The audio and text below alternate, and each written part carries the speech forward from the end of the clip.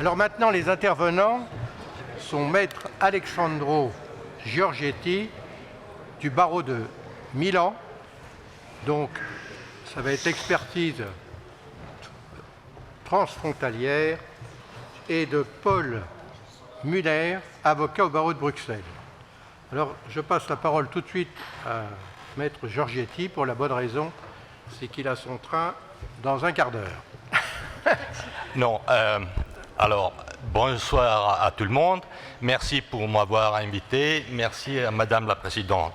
En réalité, j'ai un mototaxi dans 10 minutes pour aller à Roissy pour prendre le dernier avion. Ça, c'est la première warning que je fais. Donc, je vais essayer d'être très bref. Deuxièmement, normalement, je ne prépare pas un papier, mais puisque le français pour moi c'est comme ma femme, je l'aime bien, mais j'arrive jamais à dire qu'est-ce que je veux. J'essaye de suivre l'intervention que vous allez trouver dans les travaux qui seront publiés par la compagnie. Je ne vais pas adresser tout.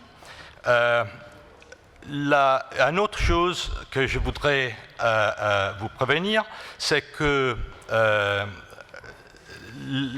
je devais traiter le problème de la traduction et de les documents.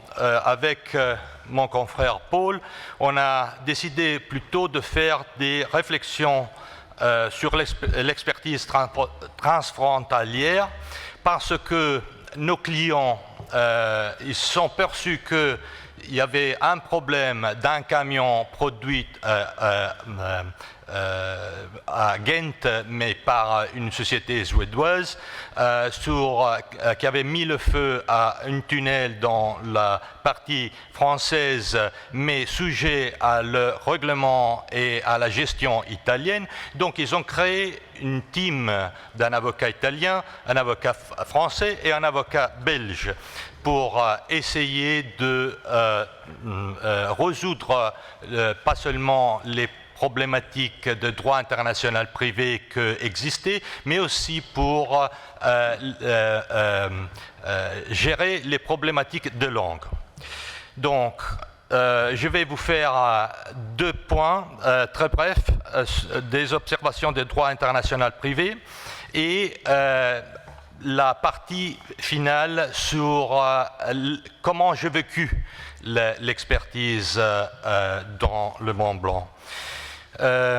Normalement, le recours à l'expertise judiciaire transfrontalière est fréquent dans certains domaines, comme la propriété industrielle ou la gestion et transport des décès. Il est beaucoup moins ordinaire dans les domaines des grands sinistres et de la responsabilité civile, car le fait dommageable et le préjudice sont généralement situés dans la même nation.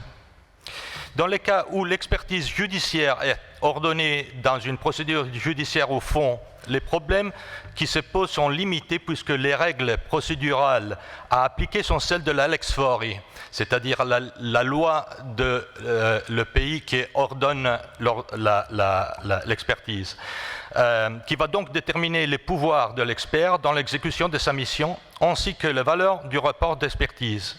Au contraire, des problèmes de droit international privé et parfois de droit public importants et complexes se posent dès que l'expertise judiciaire transfrontalière est ordonnée en référé et que les conclusions que l'expert consacre dans son rapport seront utilisées dans une procédure portée devant un juge national différent de celle-ci qui a ordonné l'expertise. C'est donc le problème que M. Panchon autant avait pour faire des activités en Italie et en Suède.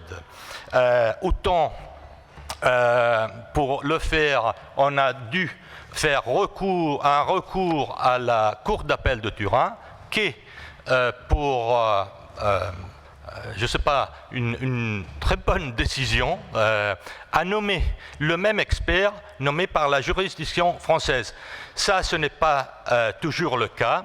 Il y a des juridictions qui sont beaucoup plus protective et qui désigne des commissaires locaux.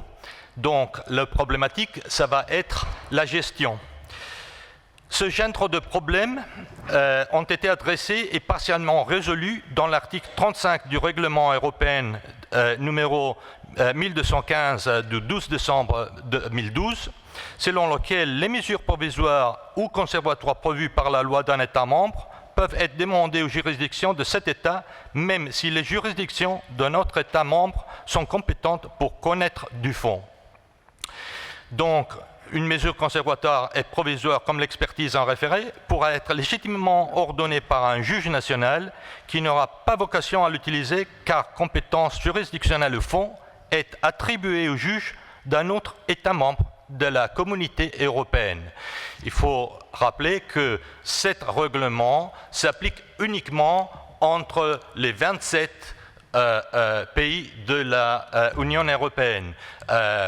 Si vous avez des expertises transfrontalières, il faut toujours recourir encore une fois à la procédure rogatoire.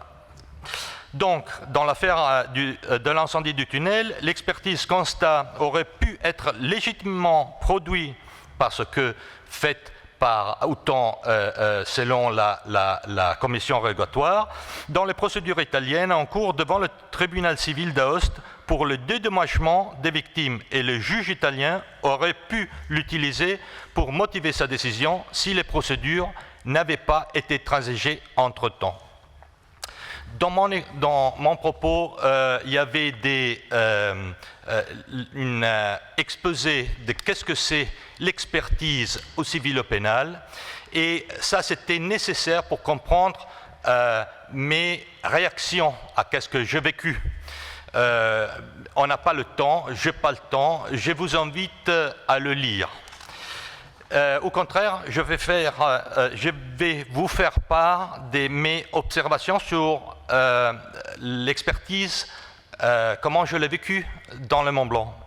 Dans le cas de l'incendie du tunnel du Mont Blanc, comme juriste italien formé sur la base des principes très sommairement ici-dessus illustrés, je m'attendais que le tribunal, sur la base des éléments techniques produits par le parquet et les éléments techniques produits par le responsable civil qui était resté étranger à l'expertise du parquet, ordonnait une expertise contradictoire pour identifier les causes primaires de l'incendie.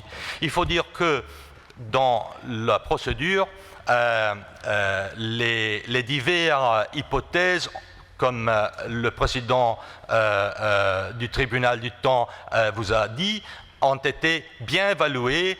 On a senti les experts à l'audience publique, on a débattu, mais on n'a pas eu vraiment une expertise. C'est-à-dire que les parties, on n'a pas eu l'opportunité pendant l'audience publique de refaire et de faire les essais qui étaient proposés dans une façon théorique sur pièce. En réalité, dans le cas de l'incendie du tunnel de Mont Blanc, avec un raisonnement un peu trop sommaire, l'expertise pénale a déterminé la cause primaire du feu du tracteur PL0 et d'autre part a eu la conséquence d'attribuer la responsabilité à son chauffeur pour être rentré dans le tunnel avec un camion en feu. L'identification de la cause primaire, déjà assez difficile au plan technique, a été même plus compliquée car, presque au même temps, était en cours une expertise dans la procédure pénale du parquet, une expertise civile en référé ordonnée par le tribunal de commerce de Nanterre et un constat administratif en référé. Les trois expertises se sont déroulées de manière indépendante sur les mêmes faits et problèmes, mais avec des angles et des finalités très différentes et avec une disparité entre les parties. Vous avez attendu notre ami Lambert qui a bien joué, il était dans une position très favorable et il a fait ce que devait faire. Mais il a eu des conséquences. Et en effet, puisqu'en France le criminel tient le civil en état, des sujets qui étaient partis à l'expertise civile et à le constat administratif n'étaient pas partis à la procédure pénale, qui n'est pas vraiment contradictoire en France, alors que le parquet a évidemment joué un rôle déterminant dans le procès pénal. Dans une situation similaire, comme avocat italien, je m'attendais à une vérification des résultats techniques de l'expertise du parquet avec une expertise contradictoire pendant l'audience publique et avec la participation aussi des parties responsables civiles, ce qui n'a pas été le cas.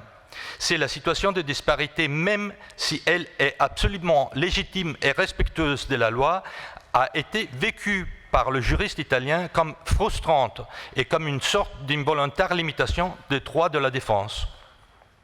Pour comprendre mieux cette affirmation, il faut considérer que le résultat de l'expertise au civil, beaucoup plus spécifique et ponctuel, mais ça c'est une autre chose importante, aussi beaucoup plus cher financièrement, ont prouvé que le chauffeur belge, dans le cas d'espèce, ne pouvait très probablement rien faire ni percevoir jusqu'au moment auquel son camion a perdu puissance et s'est arrêté ensuite à le grippage du moteur. Donc, si l'on considère que les résultats techniques de l'expertise civile n'ont pas trouvé effective vérification avec une expertise contradictoire pendant l'audience publique et en considérant dans le jugement pénal, on pourrait dire que l'attribution de la responsabilité pénale au conducteur Berg pourrait être le reflet d'une vérité processuelle ou judiciaire, mais certainement pas une vérité matérielle ou factuelle. Un deuxième volet de frustration est que l'expertise pénale a déterminé la cause primaire du feu du poids lourd, mais les experts n'ont pas pu déterminer la cause réelle de l'incendie dans le tunnel. En effet, si le poids lourd PL0 n'avait pas subi un violent grippage qui l'a bloqué toutes les pistons du moteur, le camion sera sorti du tunnel et aurait pris feu et brûlé, comme cela est survenu en plusieurs autres hypothèses sur les routes d'Europe, sans causer le désastre que nous avons connu. Il faut rappeler que pendant l'expertise civile, on a eu une situation à l'américaine, c'est-à-dire que dès qu'on avait connaissance en Europe d'un camion Volvo FH12 qui brûlait, il y avait une course entre les avocats le chauffeur et les avocats de Volvo qui arrivaient premiers pour acheter le camion et pour démontrer effectivement qu'est-ce que s'était passé. Et c'est à travers l'analyse de cette épave qu'on a pu lentement comprendre qu'est-ce qui s'était passé. Il faut comprendre aussi que l'expertise pénale avait essayé d'avoir une commission rogatoire en Suède, commission rogatoire qui a été retournée en disant c'est pour la défense des intérêts nationaux. On ne sait pas quels intérêts nationaux était le temps, mais les Italiens ils ont permis la commission rogatoire et les Suédois non. Donc, en effet, si le poids lourd n'avait pas subi un violent grippage qui a bloqué toutes les pistons, probablement aurait pu sortir, même si le chauffeur, en réalité, avait fait des déclarations selon lesquelles il s'était arrêté. Pas que le camion s'est arrêté en soi-même pour le grippage. Donc, encore une fois, la division entre l'expertise pénale limitée par mission dictée sur la base des premières investigations et par les fonds limités à disposition a eu l'effet, en quelque sorte, perçu par le juriste italien comme injuste de relaxer des prévenus que, si l'expertise pénale avait pu être soumise à une vérification ponctuelle et contradictoire, aurait dû être condamnée pour être responsable de la cause technique primaire de l'incendie dans le tunnel. Dans le tunnel, c'est que la procédure pénale n'a pas fait ressortir dans sa plénitude et sa dangerosité. En réalité, après le jugement pénal et le relax, la Volvo, quand elle s'est aperçue qu'on était en train de monter le dossier au civil, est venue et a transigé. Donc, c'est là que je pense qu'il y a, pour un juriste étranger, il y a une amertume, si vous voulez, mais c'est une amertume qui dérive des règles différentes. Je ne juge pas, je dis seulement qu'elles sont différentes de celles qu'on applique. Et donc, on joue avec les règles du pays et ça a été vraiment une expérience extraordinaire. Je vous remercie et je vous salue parce que je suis déjà en retard et je pars. Merci.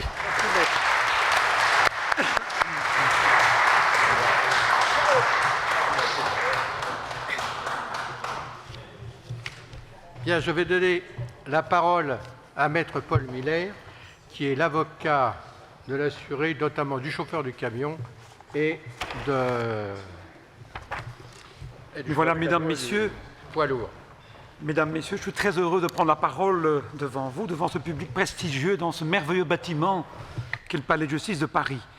Je voudrais d'abord, si vous le permettez, faire une série d'observations au niveau du droit européen. Je pense que le problème que nous débattons aujourd'hui, à savoir ce qu'on pourrait appeler le télescopage d'expertise pénale et civile, risque de se développer davantage. Pourquoi? Parce que le règlement européen du 12 décembre 2012, qui n'a fait que reprendre en partie ce qu'on appelait anciennement la Convention de Bruxelles, précise que pour ce qui concerne les mesures conservatoires et provisoires, chaque État national est compétent pour désigner des experts. Alors que il y a le fameux adage « le criminel tient civil en État », mais nous savons tous que cet adage s'applique uniquement à l'égard du juge du fond. Il ne s'applique pas à l'égard des décisions qu'on doit prononcer dans le cadre d'une mesure provisoire. Et c'est là que se produit effectivement ce problème d'existence d'expertise civile et d'expertise pénale. Alors, évidemment, cette multiplicité d'expertise dans le cadre d'une instruction pénale pose évidemment des problèmes parce que, vous l'avez entendu, Maître Lombard l'a exposé très loyalement ici devant vous, il a eu connaissance d'éléments alors que d'autres parties impliquées dans les mêmes procédures, mais civiles cette fois-ci, n'avaient pas accès à ce type de procédure. Il y a donc manifestement là un combat à armes inégales, ça me paraît évident. Mais il faut bien le constater, c'est ainsi que les choses se passent. Je voudrais ajouter, avant de parler un instant du procès du Mont-Blanc, que ce procès, ce télescopage, qui est une expression belge d'expertise pénale et civile, aurait pu prendre une ampleur beaucoup plus importante. Parce que dans ce dossier, il y a eu des procédures en Belgique, il y a eu des procédures devant le tribunal de commerce, chambre néerlandaise, où des parties demandaient des expertises également. Il y a eu des expertises, des demandes d'expertise à Aosta, à Turin, où M. Giorgetti a comparu. Et nous avons bien évidemment soulevé la connexité à ce moment-là, c'est-à-dire le lien étroit qui peut exister avec une expertise déjà décrétée en France, pour éviter évidemment que cette multiplicité d'expertises se développe davantage. Mais donc, c'est une observation que je dois faire parce que le dossier aurait pu être beaucoup plus complexe encore. Rien ne s'opposait en principe à ce que le tribunal de commerce de Bruxelles, chambre néerlandaise, désigne également un expert dans le cadre d'une mesure conservatoire et provisoire. Alors, il n'existe pas en Europe, c'est un autre constat qu'il faut faire. Bien sûr, il existe une réglementation qui reconnaît la compétence des juridictions en matière internationale, mais il n'y a pas en Europe de règles pour reconnaître la valeur probante d'une expertise, par exemple en France. Quelle est sa valeur probante en Belgique, en Allemagne ou en Italie? Il n'y a pas de règles à ce niveau-là. C'est un constat que je fais également. Mais ce qui m'a surtout interpellé dans cette procédure, c'est le principe du droit de la défense, qui est un principe européen. Et comme je le disais il y a un instant, si en vertu du règlement européen, la reconnaissance mutuelle des décisions judiciaires constitue la pierre angulaire de la coopération judiciaire au sein de l'Union européenne, il n'y a pas de principe de reconnaissance de la valeur probante des rapports d'expertise entre les divers États de l'Union européenne. Ceci est évidemment ennuyeux. Par exemple, en Allemagne, vous n'avez pas vraiment ce débat contradictoire entre les parties, vous avez un débat entre le juge et l'expert. En Belgique, on peut encore discuter d'une autre façon également. Donc il faudrait donc idéalement que les divers pays s'accordent sur la valeur juridique des expertises techniques. Mais ceci suppose également que les divers pays acceptent les règles procédurales en vigueur dans les États membres. La leçon principale que je tire de cette procédure, extrêmement passionnante par ailleurs, c'est qu'au niveau de l'expertise, il n'y a pas eu, comme je l'ai dit un instant, un combat à armes égales. C'est donc le principe qui a également été dégagé par la Cour européenne de justice de Luxembourg. Il faut qu'il y ait un droit à l'égalité des armes. Dans la mesure, en effet, où certaines parties ont eu accès aux rapports d'expertise technique dans le cadre de l'instruction pénale, alors que d'autres parties, mêmes parties impliquées dans une procédure civile, n'ont pas eu accès, eh bien, je pense que le principe du procès équitable n'a pas été respecté à ce niveau.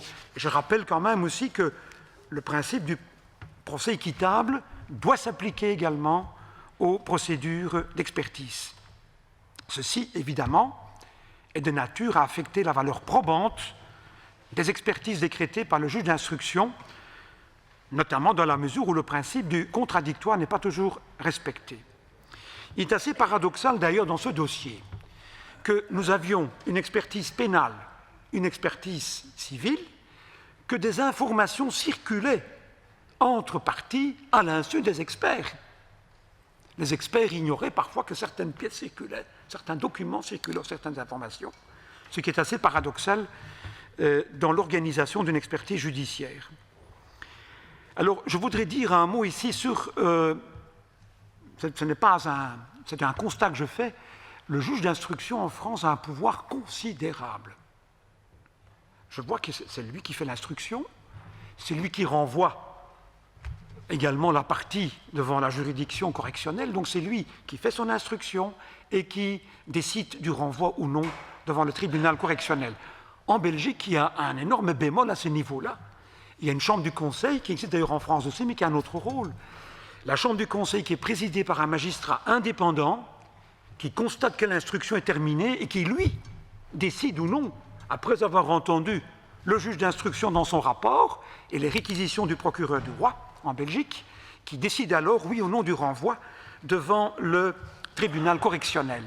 Mais il y a un autre pouvoir, c'est celui du contrôle de l'expertise. Et par exemple, j'ai un arrêt de la chambre d'appel, la chambre du conseil, qui est la chambre des mises en accusation de la cour d'appel, en l'espèce c'était la cour d'appel de Gand, qui a ordonné au juge d'instruction, et je dis bien dans le cadre d'une instruction pénale, donc préliminaire, pas une instruction au fond, qui a ordonné d'organiser une expertise sur un plan technique en respectant les règles du Code de procédure civile. Donc en réalité, dans un arrêt, la Cour a considéré qu'il fallait que le juge d'instruction, je m'empresse de signaler, dans des questions techniques. Il ne peut pas imaginer qu'il le fasse dans des questions criminelles ou financières, mais dans des questions techniques, purement techniques, où d'ailleurs, paradoxalement, on voit souvent les personnes morales. Souvent, les questions techniques concernent des sociétés, des industriels. Donc, je ne vois vraiment pas, pourquoi pas, on ne pourrait pas envisager, mais je parle ici des légers ferenda en France, ici évidemment, pourquoi on ne pourrait pas envisager une véritable expertise contradictoire où toutes les parties qui ont un intérêt soient impliquées, pas seulement les inculpés, mais les assureurs, les civilement responsables. Je crois que c'est une observation importante. Alors, la réticence, bien évidemment, des juges d'instruction pour rendre totalement contradictoire au niveau de l'instruction peut se comprendre parce qu'il y a cette crainte de la délégation des pouvoirs, crainte qu'une expertise leur échappe, mais je pense très sincèrement que dans le domaine technique, cette considération ne se justifie absolument pas. D'ailleurs, quand on voit l'évolution de la jurisprudence au niveau européen, de plus en plus, la Cour européenne attire l'attention sur le respect du contradictoire et considère que c'est un élément qui peut apporter des éléments extrêmement utiles à l'expertise.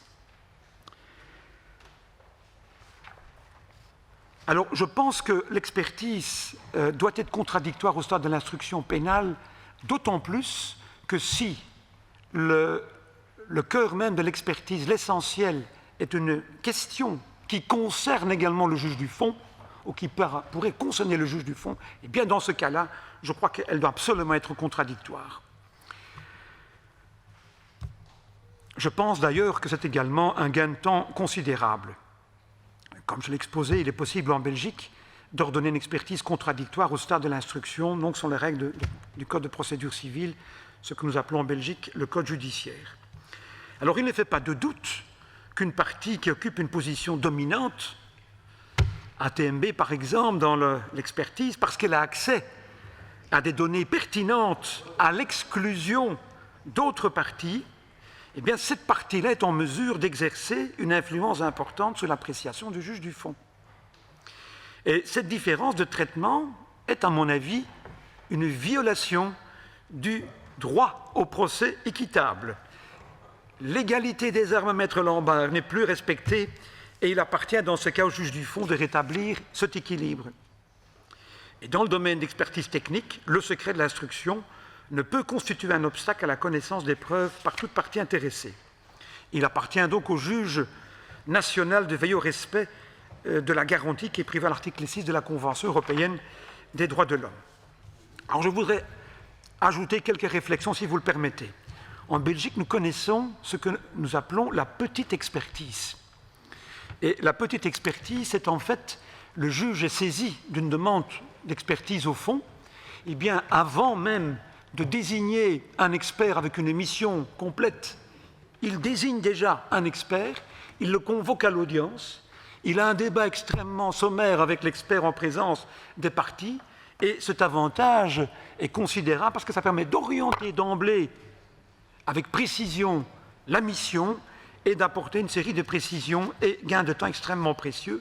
L'expert ainsi peut faire oralement rapport à l'audience, et ceci permet d'affiner la mesure d'expertise et d'instruction en privilégiant, dans la mesure du possible, la mesure la plus simple, la plus rapide et la moins onéreuse. L'avis des parties sur la désignation des experts est également courant en Belgique. Je crois que c'est important, Maître Lambert l'a rappelé, il faut bien ensuite des experts compétents. En principe, même en Belgique, le juge ne peut déroger au choix des parties, sauf par une décision motivée. Voilà. Je vais peut-être arrêter ici.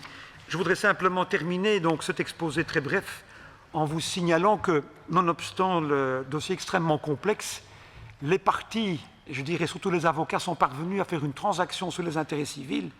Et je voudrais le dire avec beaucoup de fermeté, grâce à l'excellente collaboration que nous avons eue entre avocats. Ça a permis de réaliser un pas considérable. Et le paradoxe, finalement, c'est que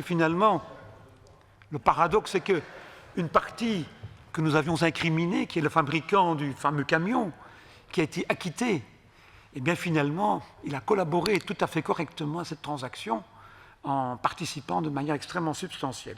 Je voudrais simplement alors clôturer mon exposé brièvement en signalant que, en ce qui concerne l'expert, je pense que l'humilité, quand on reconnaît qu'on ne sait pas d'emblée, eh bien, on peut mieux appréhender la vérité dans un deuxième temps. Je vous remercie. Merci. On va demander quelques questions de la salle. Monsieur le Président. Oui. Monsieur Pinchon. Je voudrais juste faire une petite remarque parce que quand j'écoute tout ce qui se dit là, on a l'impression qu'il y a un grand déséquilibre entre le civil et le pénal et qu'il y a vraiment des... Alors, c'est vrai, mais c'est pas si tout à fait vrai que ça, parce que de temps en temps, le juge Guédon me convoquait d'urgence dans son bureau tout seul pour me dire « Alors, ce qu'a dit Lambert, c'est vrai ou pas vrai ?» Donc, c'était en général vrai. Et donc, je lui ai donné quand même la certitude de ce qui était dit d'un côté était quand même vrai. Donc, ça n'empêche pas qu'il y a un déséquilibre, mais il était quand même un peu relatif. C'est juste la remarque pour les faire.